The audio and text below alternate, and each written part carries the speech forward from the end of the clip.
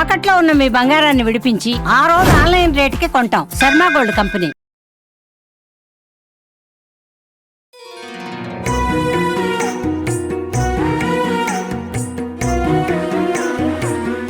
Suman TV ప్రేక్షకులకు నమస్కారం. పరబ్రహ్మ స్వరూపిణి అంటే ఎన్నో రూపాలు, ఎన్నో నామాలు, ఎన్నో రహస్యాలు, ఎన్నో తత్వాలు.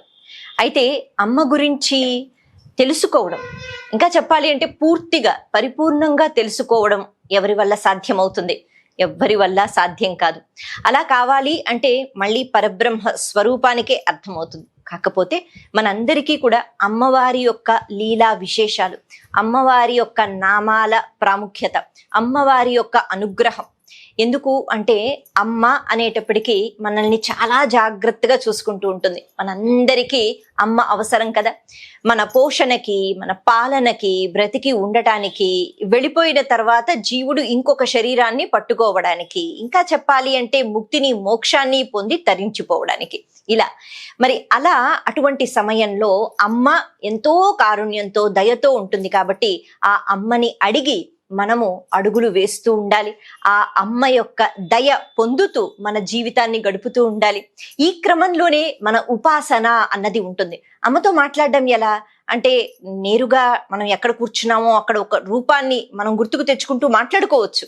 కానీ మన మనసు అన్నది చంచలంగా ఉంటూ ఉంటుంది కదా, అది అలా స్థిరత్వాన్ని పొందలేదు. కాబట్టి మన ఋషులు, మునులు మనకి ఎన్నో స్తోత్రాలను అందించారు, ఎన్నో పురాణాలను అందించారు. వీటి ద్వారా మనసు మననం చేసుకునేటట్టుగా, మనసు ఒక సక్రమ మార్గంలో వెళ్ళేటట్టుగా, భక్తి శ్రద్ధ ఉండేటట్టుగా ఇవి మనకి సహాయపడతాయి. ఇక స్తోత్రాలు లేకపోతే సహస్రనామాలు అనేటప్పటికీ అన్ని భిన్నంగా ఉన్న ఒకటి మాత్రం చాలా అద్వితీయంగా ఉంటుంది. అదే లలితా సహస్రనామ స్తోత్రం. ఎందుకు అంటే ఋషి ప్రోక్తం అని మనం వింటూ ఉంటాం. ఋషులు మనకి కొన్ని పురాణాలు అలాగే శాస్త్రాలు అందించారు. ఇక వేదం అంటే సాక్షాత్తు ఈశ్వర స్వరూపం, భగవంతుడే వేదం, పరబ్రహ్మ స్వరూపమే వేదంగా మారారు. అటువంటి వేదాన్ని మళ్ళీ మనకి ఋషులు, మునులు అందించారు. ఆ తర్వాత ఎన్నో అద్భుతమైన గ్రంథాలు గురువులు అందించారు. కానీ లలితా సహస్రనామ స్తోత్రం మాత్రం ఏ ఋషి అందించారు అన్నది మాత్రం ఇక్కడ చెప్పలేం. అంటే వ్యాస భగవానుడు బ్రహ్మాండ పురాణంలో లలితా సహస్రనామ స్తోత్రాలను మన వరకు చేరేటట్టుగా అందించారు. కానీ ఈ లలితా సహస్రనామ స్తోత్రాలను ఎవరు చెప్పారు లేకపోతే ఎవరు వ్రాసారు అంటే ఇక్కడ మాత్రం వసిన్యాది దేవతలు అమ్మవారిని స్తోత్రం చేసిన నామాలు ఇవి అంటారు. అందుకే ఇవి దేవతా శక్తి స్వరూపాలు. ఎవరి వశిన్యాది దేవతలు? మళ్ళీ అమ్మ యొక్క శక్తులు. అమ్మలోంచే అన్ని రూపాలు బయటకు వస్తాయి కదా. కాళీ అన్న, లక్ష్మి అన్న, సరస్వతి అన్న, దుర్గా అన్న, ఏ పేరుతో మనం చెప్పినా పరబ్రహ్మ స్వరూపిణివి ఎన్నో రూపాలు. అలా అమ్మలోంచి బయటికి వచ్చిన ఈ వసిన్యాది దేవతలు అమ్మని కొలుచుకుంటూ, అమ్మ గురించి చెప్తూ, వాళ్ళ కోసమో అమ్మ కోసమో కాదు, మన కోసం అలా వచ్చాయి లలితా సహస్రనామ స్తోత్రాలు. అయితే ఈ సహస్రనామ స్తోత్రాల గురించి చాలా చక్కగా అర్థం చేసుకునే ఈ ప్రయత్నంలో మనం ముందుగా లలితా స్వరూపం అంటే ఈ రూపం ఎలా వచ్చింది, దీనికి సంబంధించి కూడా ఒక కథ ఉంటుంది కదా. దశావతారాలు అంటే శ్రీ మహావిష్ణువే, కాకపోతే ఎన్నో రూపాలను ధరించారు, ఎన్నో అవతారాలను స్వీకరించారు. కొంతమంది భక్తులను ఆదుకోవడం కోసం, అలాగే అమ్మ కూడా విభిన్న రూపాలను స్వీకరిస్తారు. అందుకే ముందుగా మనం ఈ లలితా సహస్రనామ స్తోత్రాల గురించి చెప్పుకోక ముందు లలిత అనే అమ్మవారు అంటే అమ్మవారు లలితగా ఎందుకు వచ్చారు, ఆ రూపంతో ఏం సాధించారు, ఎవరిని అంతం చేశారు, దీని గురించి ముందుగా తెలుసుకుందాం. మనందరికీ తెలిసిన కథే, మన్మధుడు కాలి భస్మమైపోతాడు. ఎవరి వల్ల అంటే శివుడు తన మూడో కన్ను తెరిచిన తరువాత కదా. అలా శివుడు మూడో కన్ను తెరిచిన తరువాత ఆ అగ్ని జ్వాలలు తట్టుకోలేక మన్మధుడు కాలి భస్మమైపోయాడు. అక్కడ వరకు తీసుకున్నట్లయితే ఆ భస్మం, ఆ బూడిద కుప్ప ఏదైతే ఉందో, దేవతలందరూ కూడా లోక కళ్యాణం కోసం అంటే తారకాసుర వధ జరగాలి అంటే కుమారుడు జన్మించాలి, ఈశ్వరుడు మళ్ళీ పార్వతీదేవిని చేపట్టాలి కదా. అయితే ఇదేవి జరక్క మన్మధుడు కాలి బూడిదైపోతే నిరాశతో దేవతలందరూ మళ్ళీ వెళ్ళిపోయారు. ఆ క్షణంలో అక్కడే పడి ఉన్న ఆ బూడిద కుప్ప ఏదైతే ఉందో దాన్ని చిత్రకర్మ అనే గంధర్వుడు చూసి దానితో ఒక బొమ్మ చెయ్యాలి అని అనుకున్నారట. ఉంటూ ఉంటాయి కదా కొన్ని ఆలోచనలు. ప్రతి ఆలోచనకి ఒక మాయ అన్నది కమ్మి ఉంటుంది. అలా ఎందుకు ఆ ఆలోచన వచ్చిందో గాని ఆ బూడిద కుప్పతో ఒక బొమ్మ తయారు చేసేట. తెల్లగా బూడిద అన్నది తెల్లగా ఉంది. మరి దాంతో ఒక అందమైన బొమ్మ తయారు చేశారు. అది చాలా అందంగా అనిపించింది. ఇంత అందంగా ఉంది కదా, ప్రాణ ప్రతిష్ఠ చేస్తాను అని అనుకున్నారు. ఆ లోకాల్లో ఉన్న వాళ్ళు కదా, వాళ్ళకి ఆ శక్తులు ఉంటాయి, మనలా కాదు. కాబట్టి ఇప్పుడు ఈయన ప్రాణ ప్రతిష్ఠ కూడా చేశారట. ప్రాణ ప్రతిష్ఠ చేసిన వెంటనే ఇప్పుడు ఈ బొమ్మ ఒక రూపంగా మారిందనమాట. అయితే అలా ఒక భయంకరమైన రూపంగా ఆకృతి చెందింది. అప్పటి వరకు బొమ్మగా ఉన్నప్పుడు అందంగానే ఉంది. ప్రాణ ప్రతిష్ఠ చేసిన వెంటనే కొద్దిగా భయంతో కూడుకున్న రూపంగా ఉంది. ఎందుకు అంటే మన్మధుడితో ప్రేమగా మాట్లాడి శివుడు భస్మం చేయలేదుగా.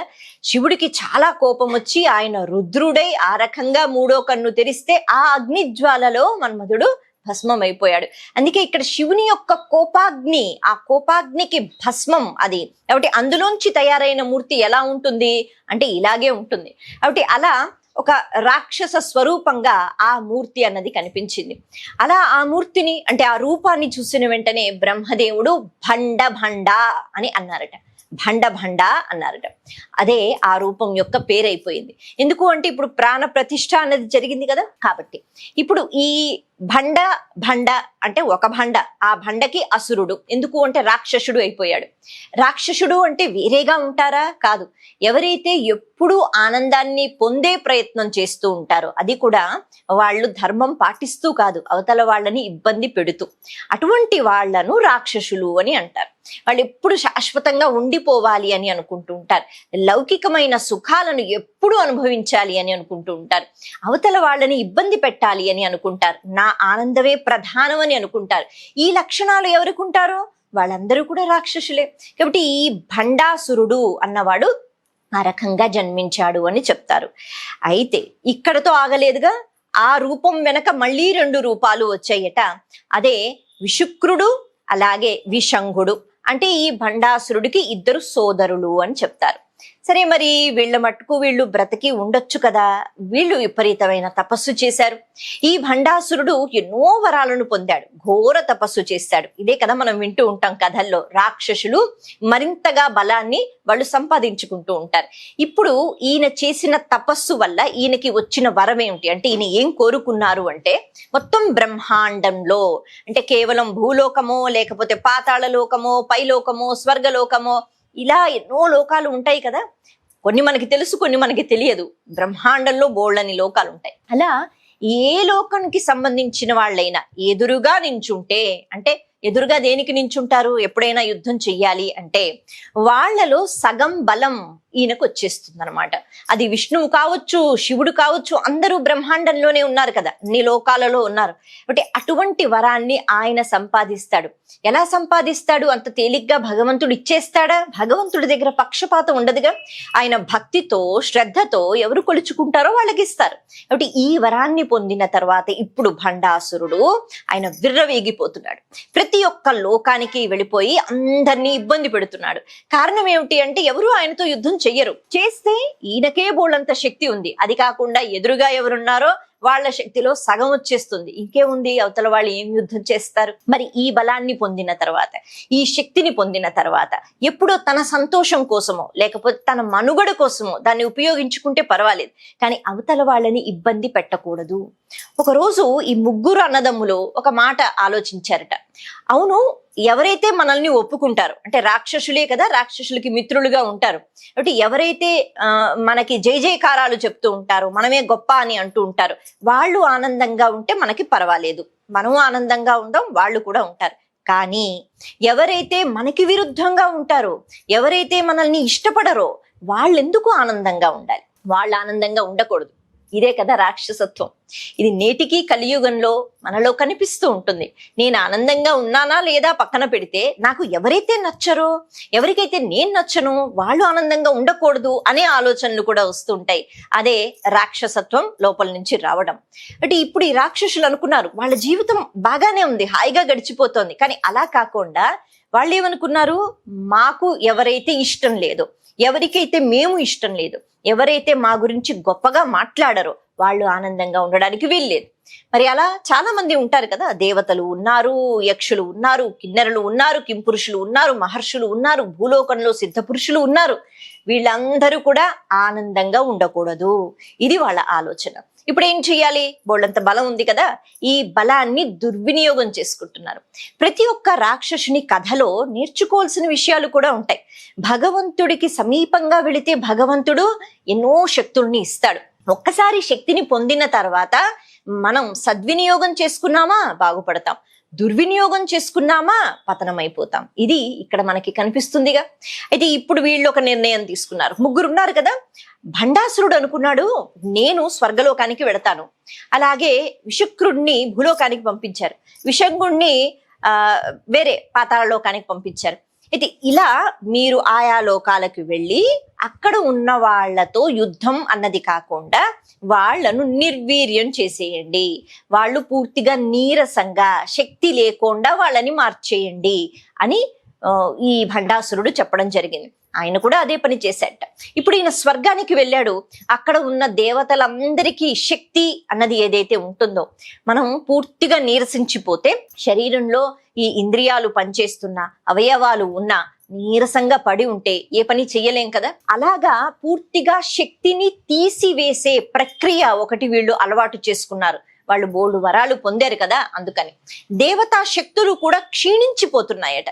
శక్తి అన్నది క్షీణించిపోతే చేతిలో ఎన్ని ఆయుధాలు ఉంటే ఏం లాభం, మనసులో ఆలోచన ఉంటే ఏం లాభం, సంకల్పం ఉంటే ఏం లాభం, బలం ఉండాలి కదా. కాబట్టి ఈ క్రమంలో అక్కడ స్వర్గలోకంలో ఉన్న దేవతల యొక్క శక్తి అంతా క్షీణించిపోయి వాళ్ళు నీరసంగా అయిపోతున్నారు. నీరసం అంటే కేవలం అంటే ఒంట్లో ఓపిక లేక పడి ఉండడం అన్నది మాత్రమే కాదు, ఏ విషయానికి సంబంధించి సూక్ష్మంలోకి వెళ్ళి ఆ విషయం గురించి ఆలోచించలేకపోవడం, దేన్ని ఆనందించలేకపోవడం, ఏ పని చెయ్యలేకపోవడం, ఇది స్వర్గలోకంలో జరుగుతోంది. అలాగే అన్ని లోకాలు తిరుగుతున్నారుగా. ఇప్పుడు భూలోకానికి వచ్చి అక్కడ కూడా అందరినీ కూడా నీరసంగా చేసేసారు. ప్రజలందరూ ఎలా అయిపోయారు అంటే దేనికి వాళ్ళు ఆసక్తి చూపించటం లేదు. వాళ్ళకి ఆకలి ఉందా లేదా, నిద్ర వస్తోందా, ఒక పని చెయ్యాలా, ఏదీ లేదు, ధర్మం పాటించాలా లేదు, పూజ చెయ్యాలా లేదు, యజ్ఞాలు లేవు, హోమాలు లేవు, ఇలా అంతా కూడా శక్తిహీనులుగా మారిపోయారు. మరి ఇలా ఉంటే ఎలా? అందుకని దేవతలు పరుగు పరుగున ఇప్పుడు పరిష్కారం ఏమిటి? అందరూ శక్తిహీనులైపోయారు. ఎవరు వెళ్ళి యుద్ధం చేస్తారు? ఎవరు చేసినా లాభం లేదు, ఎందుకంటే సగం బలం వెళ్ళిపోతుంది. ఈ పరిస్థితిలో ఏం చెయ్యాలి అంటే శ్రీ మహావిష్ణువు ఒక ఉపాయం చెప్తారు. ఎప్పుడు ఆయనే కదా ఉపాయాలు చెప్పేది. ఆయన అంటారు, సరే నేను ఇద్దరిని సృష్టిస్తాను, అంటే అప్సరసల్ లాంటి వాళ్ళని. వాళ్ళు మళ్ళీ బ్రహ్మాండంలో ఉండకూడదు కదా, అందుకే ఆయన ఇప్పుడు సృష్టిస్తారు. ఇప్పుడు వీళ్ళని రాక్షసుల దగ్గర పంపిద్దాం. ఆ రాక్షసులు వాళ్లతో గడుపుతూ ఉంటారు. ఆ మాయలో మోహంలో ఉన్నప్పుడు మనము ఒక పెద్ద యజ్ఞం చెయ్యాలి. మనము ఈ బ్రహ్మాండం నుంచి బయటకి వెళ్ళాలి. బ్రహ్మాండం నుంచి బయటికి వెళితే అప్పుడు మనం ఆలోచన చెయ్యాలి. ఎందుకంటే ఈ బ్రహ్మాండంలో ఏ పదార్థమైనా భండాసురుణ్ణి అంతం చేసే వీలు ఉండదు. అలా ఇద్దరిని సృష్టించి వాళ్ళను పంపించి ఇప్పుడు దేవతలందరూ కలిసి ఒక రంధ్రం చేసి బ్రహ్మాండంలో, ఆ రంధ్రంలోంచి బ్రహ్మాండానికి బయటికి వెళ్ళారట. అలా బయటికి వెళ్ళిన తర్వాత అదేం తేలికైన విషయం కాదు దేవతలకైనా. బయటికి వెళ్ళిన తర్వాత శంభునామాన్ని ప్రార్థించారు. శంభునామం అంటే మళ్ళీ ఈశ్వరుడు కాబట్టి పరబ్రహ్మ స్వరూపమే వివిధ రూపాలలో ఎన్నో అనుగ్రహాలని ఇస్తూ ఉంటుంది అనమాట. ఇప్పుడు ఈ శంభు అనేటప్పటికీ ఈశ్వర అనుగ్రహం. ఆయన వచ్చారు. ఆయన వచ్చి బ్రహ్మాండానికి బయటికి వెళితే అక్కడ నుంచి వాయువుని తీసుకుని వచ్చారు. అంటే బ్రహ్మాండంలో ఉన్న వాయువు పనికిరాదు యజ్ఞం చేయటానికి, అగ్ని అన్నది రావాలి కదా. అలా బ్రహ్మాండంలోంచి విశేషంగా వాయువుని తీసుకుని వచ్చి దాంతో అగ్ని అన్నది చేసి అప్పుడు ఒక యజ్ఞం అన్నది ప్రారంభించారు ఈశ్వరుడితో పాటు దేవతలందరూ. అందుకే దాన్ని చిదగ్ని అంటారు. ఎందుకంటే మామూలుగా ఈ బ్రహ్మాండంలో ఉండే వాయువుతో ఆ అగ్ని రాలేదు, అది బ్రహ్మాండం బయట నుంచి వచ్చింది. అప్పుడు అలా అంత తేలిగ్గా అయిపోయిందా యజ్ఞం? కాదు. ఈ దేవతల యొక్క శరీర భాగాలు అందులో వెయ్యాలన్నమాట. అంటే తమని తాము సమర్పించుకోవాలి పూర్తిగా, అంత కష్టమైన యజ్ఞం. అలా వీళ్ళు యజ్ఞం చేస్తే అందులోంచి ఒక మూర్తి బయటికి వస్తే అప్పుడు అది బ్రహ్మాండానికి సంబంధించింది కాదు, కాబట్టి ఆ రూపమే భండాసురుణ్ణి అంతం చేయగలదు అన్నది ఇక్కడ దేవతలు నమ్ముతున్న విషయం. కాబట్టి వాళ్ళందరూ శక్తి స్వరూపిణి. ఈశ్వరుల్లో శక్తి పార్వతీదేవి, శ్రీ మహావిష్ణువులో శక్తి అమ్మవారు లక్ష్మీదేవి కదా, ఆ రకంగా. కాబట్టి ఇప్పుడు ఆ చిదగ్నిగుండంలోంచి ఒక పరబ్రహ్మ స్వరూపిణి, ఒక శక్తి స్వరూపిణి బయటికి రావాలి, ఆవిడే అంతం చెయ్యాలి. అలా వచ్చిన రూపం లలితా స్వరూపం. అక్కడ ఆ అమ్మవారు చిదగ్నిగుండ సంభూత అంటారు కదా, ఆ చిదగ్నిగుండంలోంచి అమ్మవారు బయటకు వచ్చారు. ఆ అమ్మవారే ఈ భండాసురుణ్ణి అంతం చేశారు. ఆ తర్వాత సరే మరి నేను ఈ రూపంతో ఇక్కడి నుంచి వెళ్ళిపోతానంటే దేవతలందరూ ప్రార్థన చేసి అమ్మా నువ్వు వెళ్ళిపోకూడదు, నువ్వు ఇక్కడే ఉండాలి అని అంటే అమ్మవారు 16 స్థానాలలో శ్రీపురాలు అంటారు. నేటికి మనం మన భారతదేశంలో శ్రీపురములు అని చూస్తూ ఉంటాం కదా, అలా అన్నమాట. 5 లోకాల్లో కూడా ఉన్నాయి. కాబట్టి ఈ శ్రీపురములలో అమ్మ నువ్వు నివసించి ఉండాలి, నువ్వు ఉండాలి అని దేవతలందరూ కోరుకున్నారు. అలా వచ్చిన రూపం ఏదైతే ఉందో అది లలితా రూపం. అయితే ఇంతకీ ఈ వచ్చిన రూపాన్ని ఎవరు స్తోత్రం చేశారు, లలితా సహస్రనామాలు మన వరకు ఎలా చేరాయి, దీని గురించి మనం తర్వాత చెప్పుకుందాం. నమస్తే.